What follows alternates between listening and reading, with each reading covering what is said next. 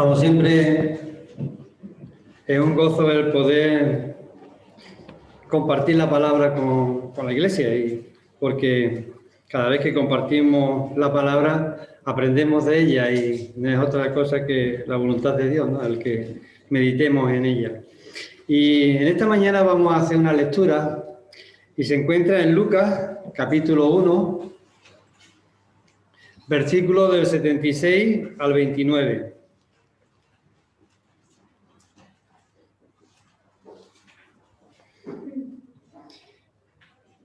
Y tú, niño, serás llamado profeta del Altísimo, porque irás delante del Señor para preparar sus caminos, para dar a su pueblo el conocimiento de la salvación por el perdón de sus pecados, por la entrañable misericordia de nuestro Dios, con que la aurora nos visitará desde lo alto, para dar luz a los que están sentados en tinieblas y en sombra de muerte, para guiar nuestros pies en el camino de la paz. En estos días la sociedad está, bueno, de todo. Estamos recordando el nacimiento de Jesús. Y lo que era la Navidad, la sociedad está entendiendo algo bien diferente. Está entendiendo que son días de regalo, días de calle engalanar, muchas luces. De hecho, a pesar de las prohibiciones y demás, cada vez cuando se abrió primer día la luz, se encendió el primer día la luz en la mayoría de las ciudades, hubo acumulación de personas solamente por ver la luz. Sin embargo, lo que representa este día, que es el gran regalo de Dios para esta sociedad, el gran regalo de Dios para la humanidad, se está olvidando. Y realmente ese regalo de Dios para la humanidad es precisamente lo que hemos leído. Fijaros, en este texto que hemos leído aparecen 4 puntos fundamentales. Dice, para dar a su pueblo el conocimiento de la salvación. Y eso es la Navidad. Es que Dios, a través de su Hijo, ha hecho posible la salvación del ser humano. Así que ese regalo precioso que Jesucristo es, la sociedad lo está rechazando. Y a cambio, regalos, fiestas y otras cosas. Pero no ha entendido o no quiere entender que el mejor regalo de la Navidad es precisamente lo que significa la Navidad, el nacimiento de nuestro Señor Jesucristo, que ha traído salvación. Pero también dice el texto que estamos leyendo, en el versículo 77, dice, para dar a su pueblo el conocimiento de la salvación, por el perdón de sus pecados. El perdón, la salvación, el perdón, pero también sigue diciendo, por la entrañable misericordia de nuestro Dios, con la que la aurora nos visitará desde lo alto, para dar luz, que también, y está sentado en las tinieblas y sombras de muerte, para guiar nuestros pies al camino de la paz. Así que vemos salvación, perdón, luz y paz.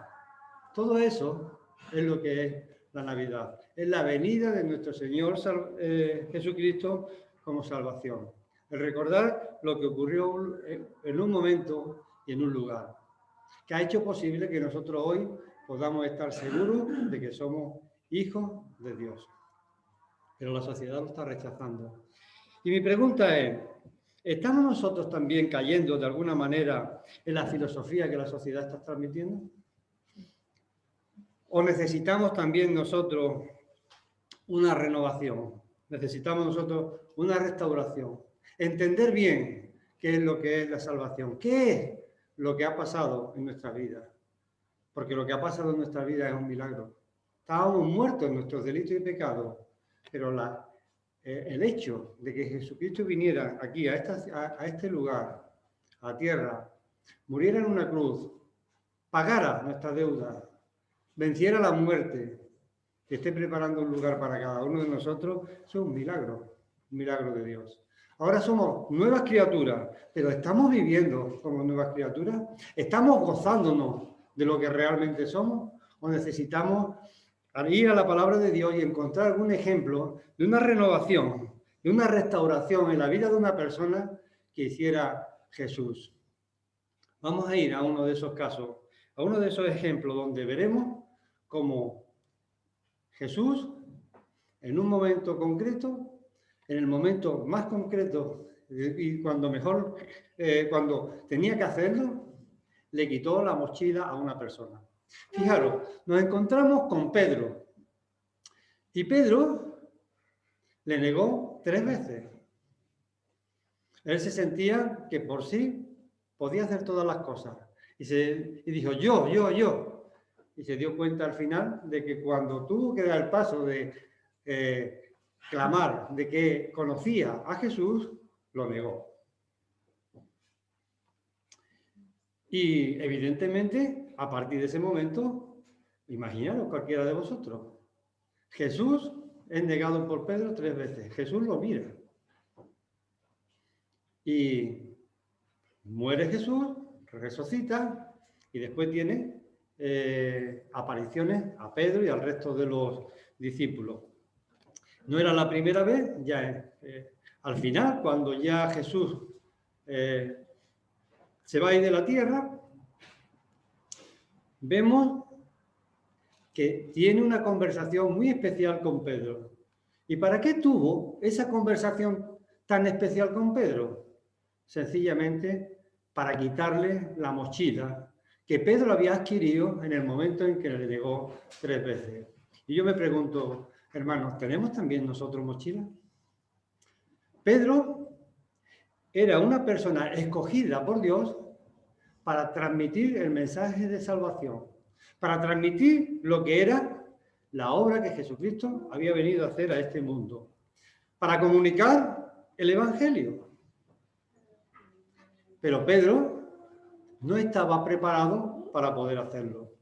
Pedro necesitaba renovarse, restaurarse, quitarle esa mochila cargada de piedras, cargada de esa situación que él había producido. Y era necesario, porque si no iba a correr la carrera con dificultad. ¿Tenemos nosotros también mochila, hermano?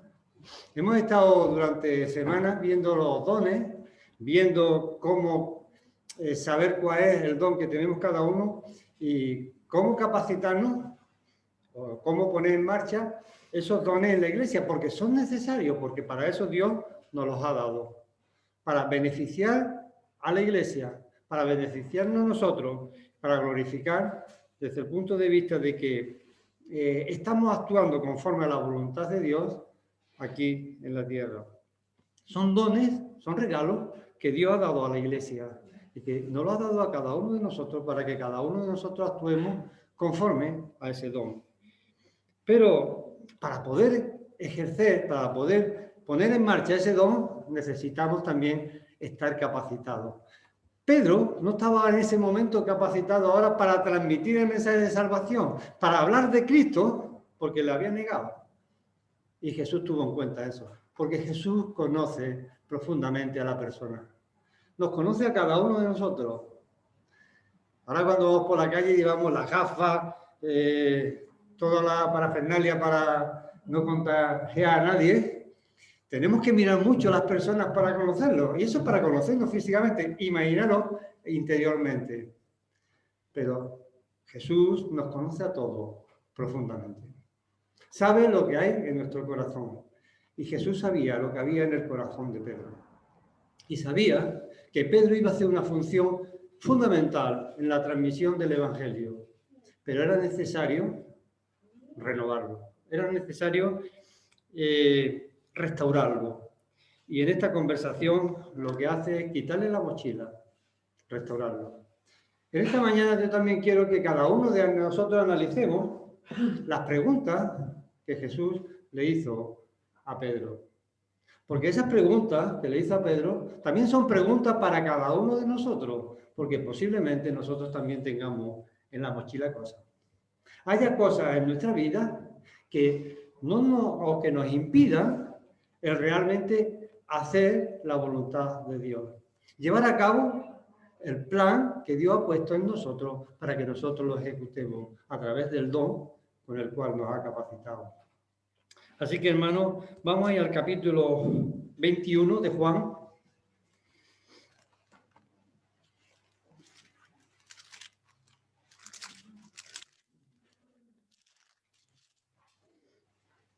Y vamos a meditar en los versículos del 15 al 19.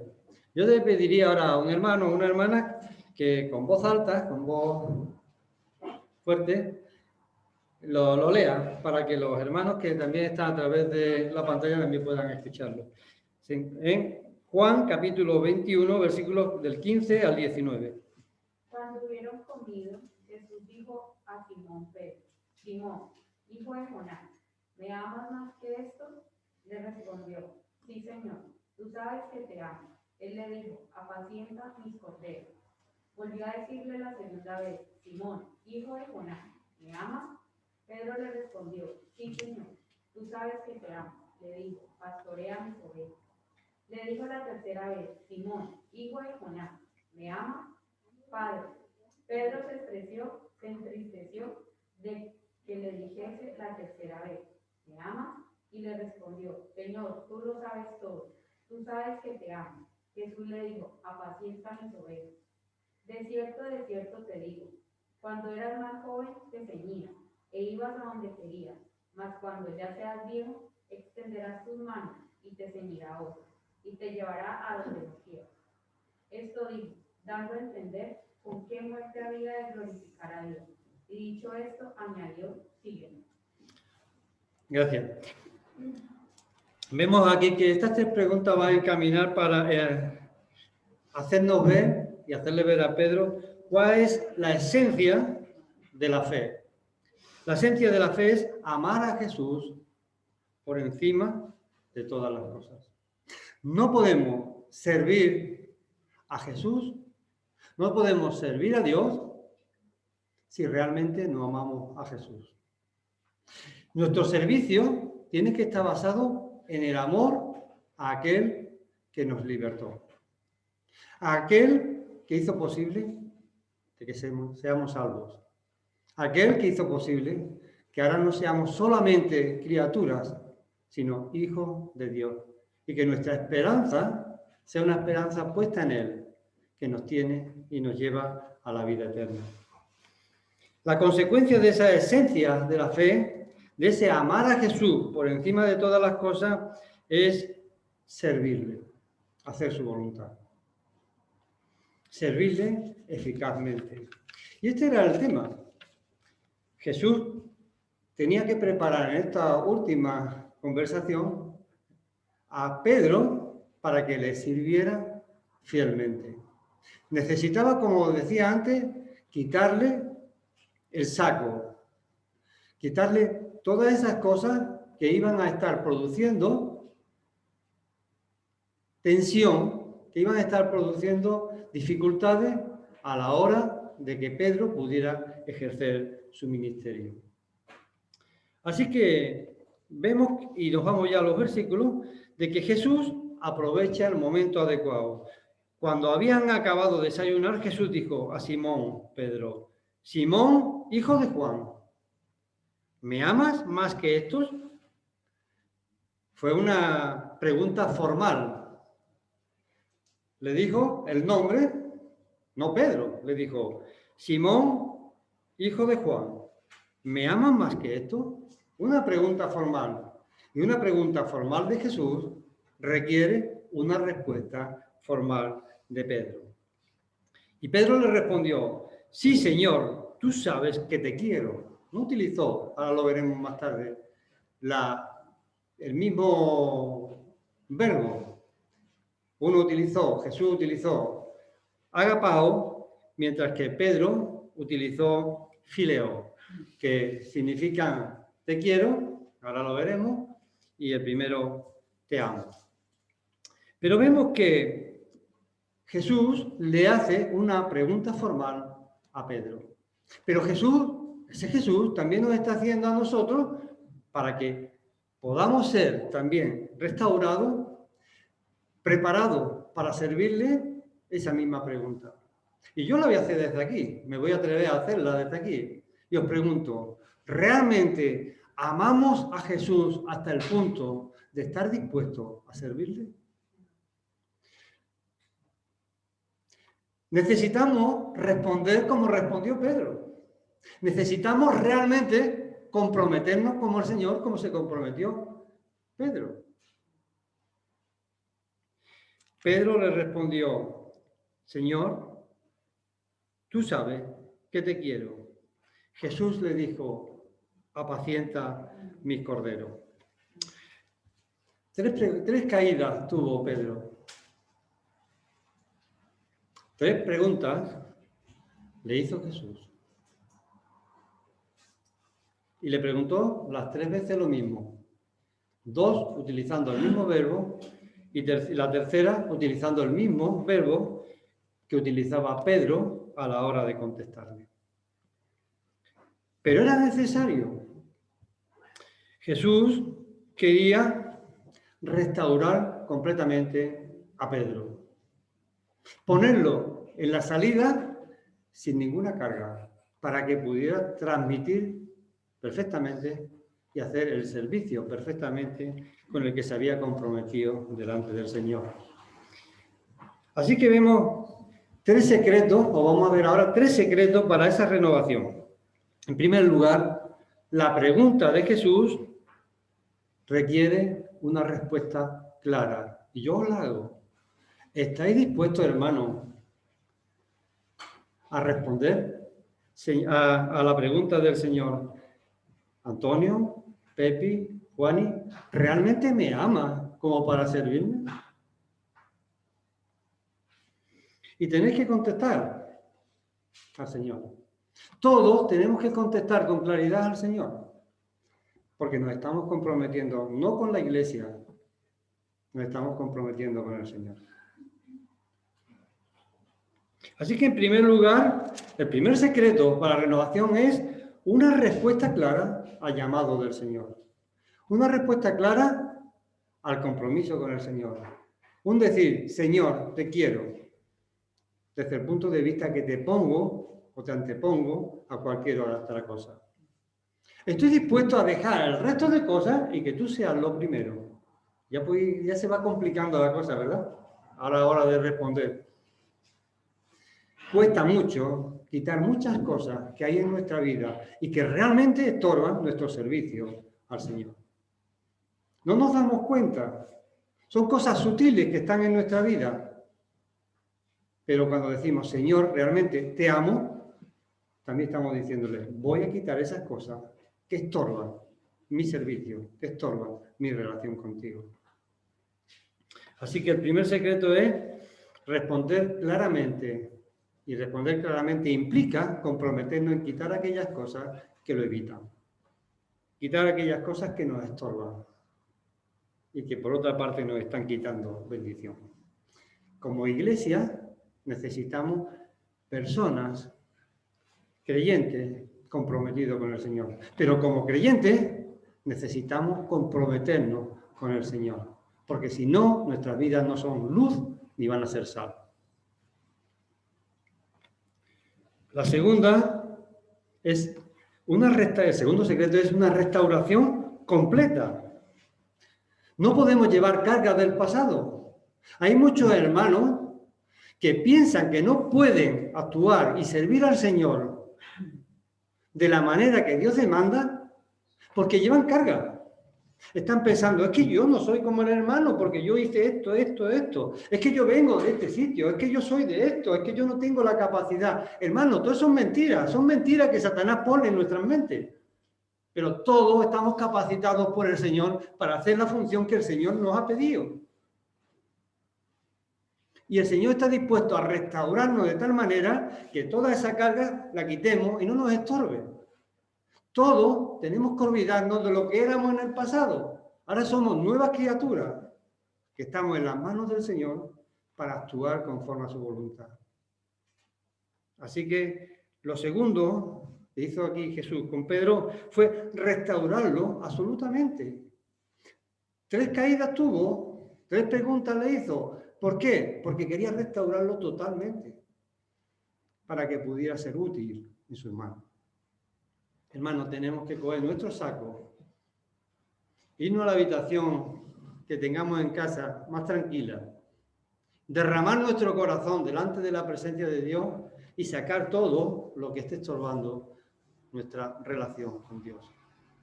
Todo aquello que nos esté produciendo peso y que no nos dejes caminar hacia adelante en el servicio al Señor.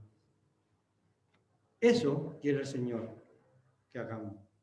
Cuando le respondemos realmente, sí, te amo, también estamos dispuestos a sacar de nuestro saco todas esas cosas que nos están estorbando en nuestro ministerio. Y en tercer lugar, el tercer secreto es un amor intenso, íntimo con Jesús. Jesús le pregunta a Pedro, ¿me amas? No le pregunto otra cosa. ¿Me amas? Es necesario amar profundamente al Señor Jesús para servirlo no por obligación, sino porque necesita servir a aquel al que amas.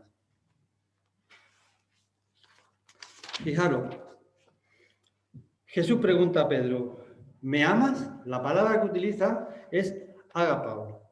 Es amor reverencial, respetuoso, amor entrega, amor de servicio, amor espiritual. Es un amor superior. Considera al otro como digno. Es el amor que el Espíritu Santo produce en nosotros. Eso es lo que le preguntó Jesús a Pedro. ¿Me amas desde este punto? Y Pedro no le contestó exactamente con el mismo verbo, sino le contestó con el verbo fileo, que significa te quiero como amigo. Tiene más intensidad, más intimidad, está lleno de emoción, tiene sentimientos de ternura, afecto personal, es el amor entre amigos. Se requiere aceptación de la persona. Tú decides a quién amas. Tú decides a quién quieres. Tú escoges a la persona a la que quieres. Y Pedro le dice, Señor, tú sabes que soy tu amigo, tú sabes que te quiero como amigo, tú sabes que tengo afecto. Pero eso no es lo que le había preguntado Jesús. Así que vuelve a preguntarle Jesús, Pedro, agapao, ¿me amas? Y Pedro vuelve a contestarle lo mismo, Señor, tú sabes que soy tu amigo, que te tengo afecto. Y sigue Jesús con la tercera pregunta, pero en la tercera pregunta Jesús cambia el verbo. Le dice, Pedro, ¿me quieres como amigo? ¿Le tienes afecto? Y Pedro se entristece, contesta y se entristece. Pero contesta otra vez, nuevamente. 3 preguntas que le hizo Jesús, las 3 las respondió, pero Pedro entendió lo que estaba haciendo Jesús con él. Recordó sus 3 caídas y estas 3 preguntas. Las asoció mentalmente y se dio cuenta de que el Señor estaba trabajando en él. Hermano, el Señor también está trabajando en cada uno de nosotros porque quiere que cada uno de nosotros estemos la función que nos ha encomendado, que son diferentes. David tiene que hacer una cosa para la obra del Señor. Antonio tiene que hacer otra cosa. Cada uno de nosotros tenemos que hacer cosas para el Señor, específicas y otras genéricas, pero específicas. Cada uno de nosotros tenemos que hacer aquellas para que el Señor nos ha capacitado. Y el Señor, además de capacitarnos, nos está poniendo a través de los medios que Él pone en la disposición de poder ejercer y ejecutar lo que Él ha puesto en nuestro corazón. ¿Cómo? Preparando un lugar en el que nosotros podamos entrar en su presencia y descargar nuestra mochila. Pedro descargó su mochila. Nosotros necesitamos descargar todas aquellas cosas que están en nuestra mochila que nos están impidiendo servir a Dios como Él merece. Cada uno tenéis las vuestras, yo ya tengo las mías. Así que cada uno de vosotros analizad las vuestras, porque a mí me tocan las mías, que también son pesadas. Pero todos tenemos que ir a la presencia del Señor y quitar todas aquellas cosas que están estorbando. Muchas personas piensan que el cristianismo es una religión. El cristianismo es tener una relación personal con Jesús. Es amar a Jesús por encima de todo. Así que para poder servir al Señor Jesús, tenemos que pasar la prueba a la que Jesús sometió a Pedro. ¿Me amas, Pedro? ¿Me amas, Eduardo? ¿Me amas, Carmen? Mateo capítulo 1, versículo 21.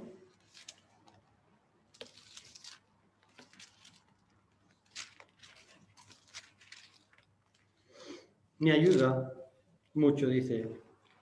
Y darás a luz un hijo, y le pondrás por nombre Jesús, porque él salvará a su pueblo de sus pecados. Parece una frase muy pequeñita ahí en medio. Y darás a luz un hijo, y le pondrás por nombre Jesús, porque él salvará a su pueblo de sus pecados. El Señor Jesús nos ha libertado, nos ha liberado de los pecados. Somos nosotros los que estamos metiendo cosas que nos estorban. Pero ahora hemos sido liberados. Ahora somos hijos. Ahora tenemos una relación y podemos tener una relación íntima con Él. Y por tanto podemos servirle conforme Él quiere, cada uno de nosotros. Amar a Jesús implica también servirle. Él es Señor y Salvador. Por eso tenemos que glorificar su santo nombre, desde el punto de vista de hacer su voluntad.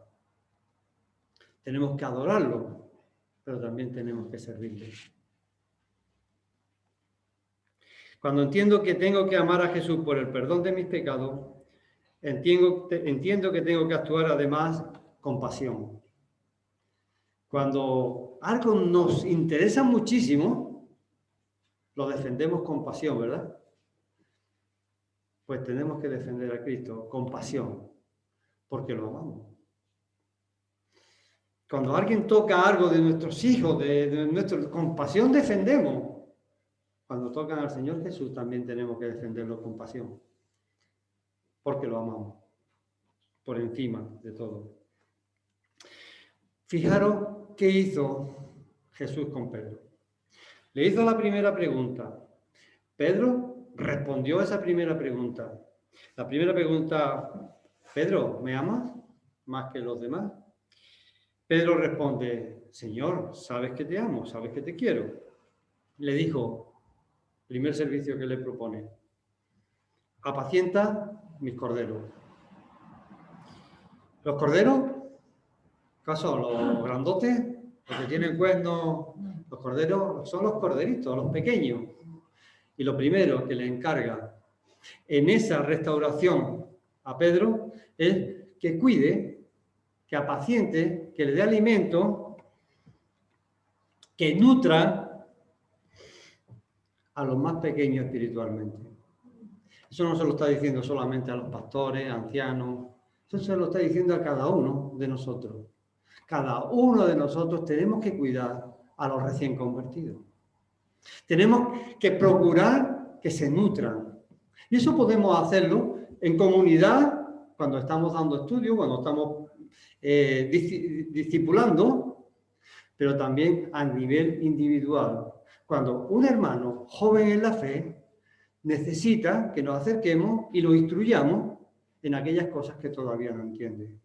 Eso requiere también afecto, que es lo que le respondió Pedro. Pedro le respondió, te amo con afecto, requiere afecto, requiere ternura, requiere que seamos flexibles en ese proceso de aprendizaje que tiene la persona que es recién convertida.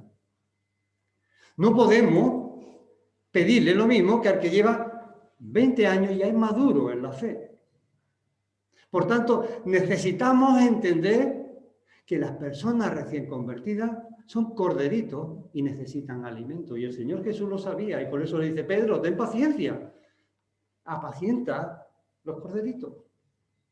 Acércate a ellos, está con ellos, ve las necesidades que tienen y provéele el alimento espiritual que necesitan. Hermano, hay muchos corderitos que ahora por internet están queriéndose comer chuletones y solamente pueden digerir leche. Por eso nosotros tenemos que actuar como Pedro y apacentar a nuestros corderitos. Estar al lado de ellos cuando quieren comerse un chuletón y decir, no, no te comas ese chuletón, toma este poquito de leche, este biberón, ya irá madurando para que te puedas comer luego el chuletón. ¿Cuántos hermanos se frustran recién convertidos porque no entienden lo que está pasando o lo que escuchan por internet?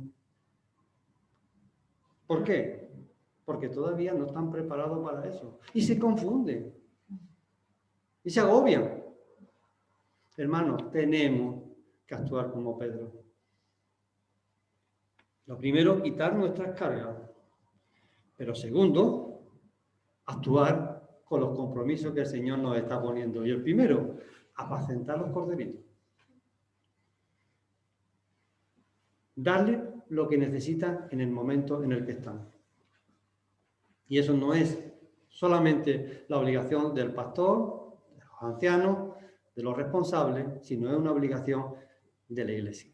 Cada uno de nosotros tenemos que estar pendientes de que no haya ningún corderito que esté intentando comerse algo que le va a hacer daño. La segunda pregunta, igual, Pedro, ¿me amas? Y Pedro le vuelve a contestar lo mismo. Y le vuelve a decir el Señor Jesús, ¿me vas a hacer otro servicio, Pedro? Ahora no le dice, apacienta a mis corderos. Ahora le dice, pastorea a mis ovejas. Utiliza un verbo diferente. Apacentar es un verbo, pastorear es otro. Apacentar va más relacionado con darle el alimento adecuado, pero pastorear es ser guía, es liderar, es ayudarle en el día a día a entender cómo va la vida. Así que apacienta a mis corderos.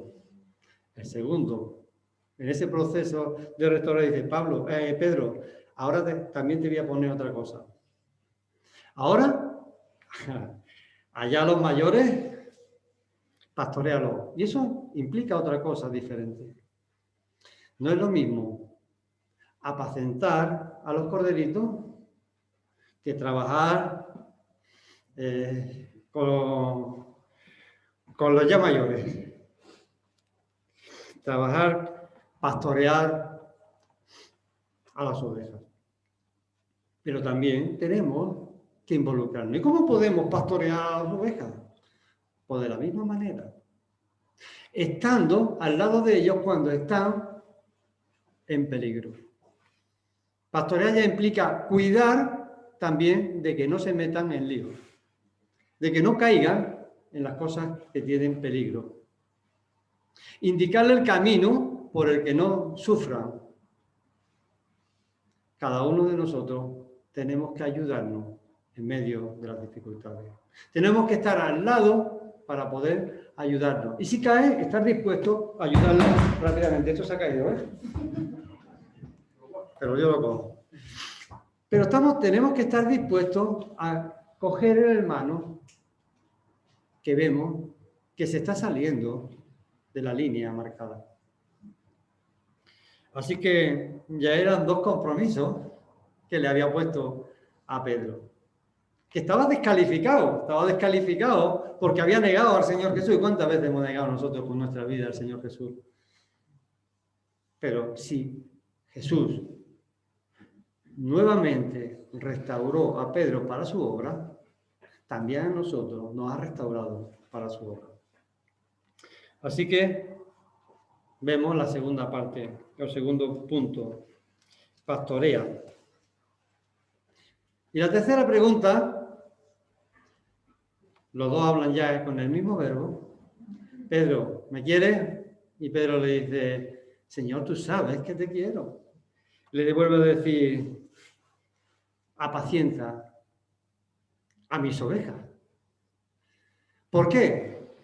Porque las ovejas también necesitan alimento espiritual. Así que Jesús empezó poniéndole el compromiso del alimento espiritual para los corderitos. Los corderitos tomando ese alimento espiritual se irán haciendo ovejas. A las ovejas todas las tiene que pastorear, pero al mismo tiempo ahora a esas ovejas necesitan también cada día recibir el alimento para que no se queden, ¿cómo es la palabra cuando no? Anorésicas.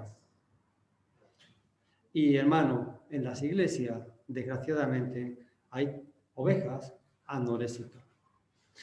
Se han olvidado de que es necesario cada día alimentarse espiritualmente para poder estar en plena situación para ser o seguir siendo utilizado por el Señor. Así que aquí tenemos una lección importante.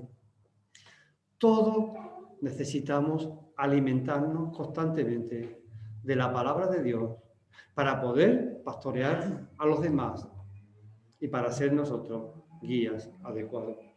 Porque nuestra guía, en definitiva, es la palabra de Dios.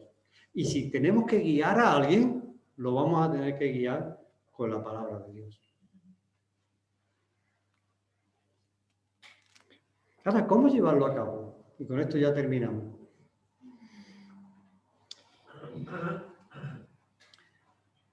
Es necesario que como miembros de la Iglesia, como miembros del cuerpo de Cristo, tengamos una preocupación humana, ese te quiero, ese fileo de los unos por los otros. Es una relación de roce. Eso no es único del pueblo de Dios, eso no es único de la Iglesia.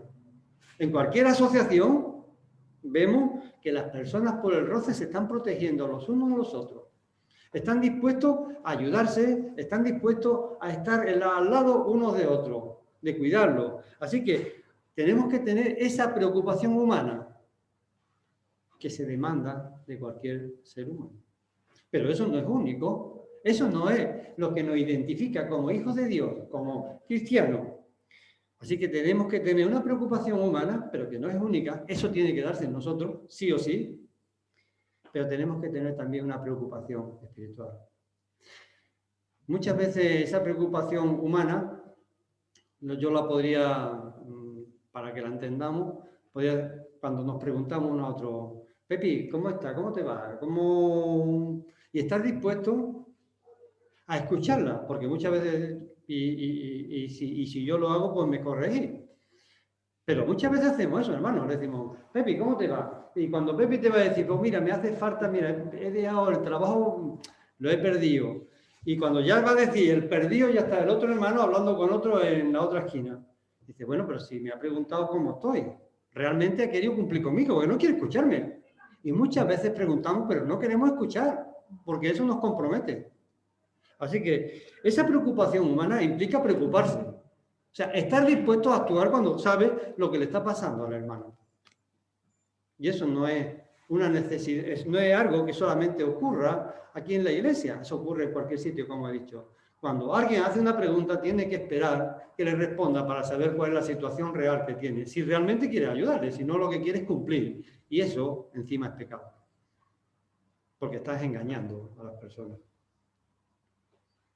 Así que vemos que la preocupación humana se tiene que dar. Pero la preocupación espiritual, el ejemplo espiritual sería, Antonio, ¿cómo te va con la palabra? ¿Cómo está tu situación con Dios?